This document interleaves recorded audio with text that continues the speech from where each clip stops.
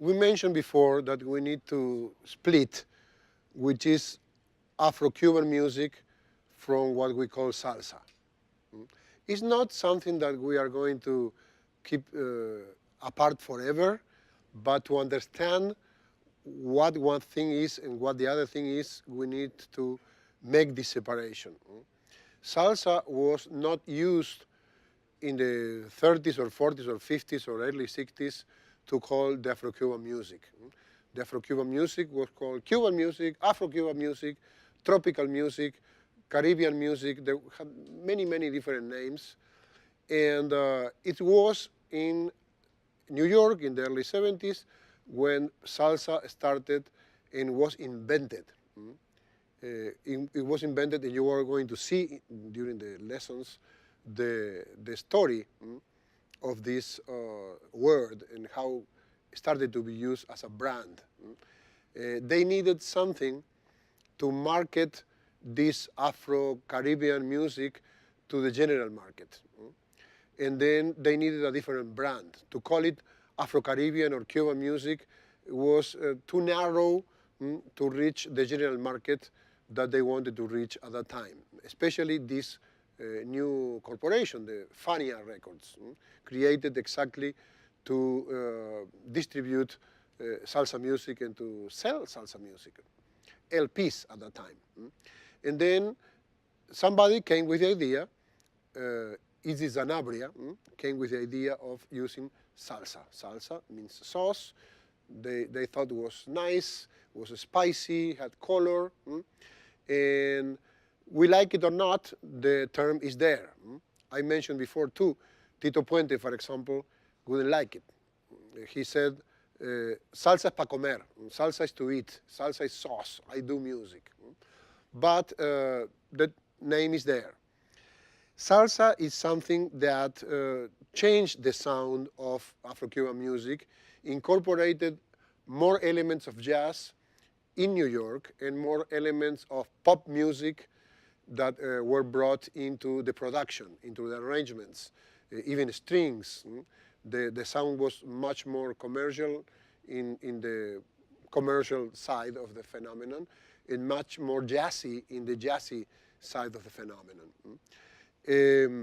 There were big names in this movement of salsa.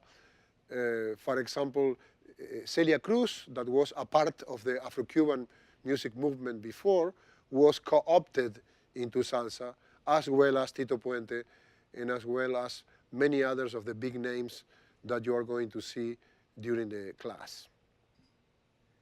You need to think that for 20 years or more, salsa was a phenomenon, was a type of business capable of filling up stadiums, 20, 30, 40, 45,000 people going to a stadium to listen to salsa. Something that right now is not happening so much. Of course, there are amazing salsa bands and salsa soloists and salsa musicians. There are very good salsa concerts, but we don't have anymore that phenomenon of a salsa band or a salsa festival packing football stadiums. At that time, salsa was the hottest commodity on town, especially in towns with a huge percentage of Cubans and Puerto Ricans, Caribbean, Colombians, Venezuelans, Latinos in general.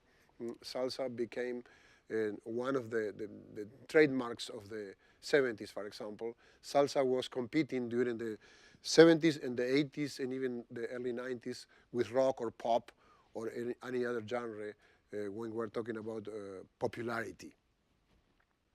A couple of things that you need to remember when we talk about salsa or Afro-Cuban music. One is the clave.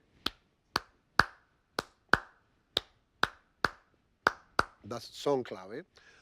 The other thing is that when you go to dance salsa, you are not dancing salsa, you are dancing mambo, or guaracha, or guajira, or son, or cha-cha-cha, or any other of these dances under the big name of salsa.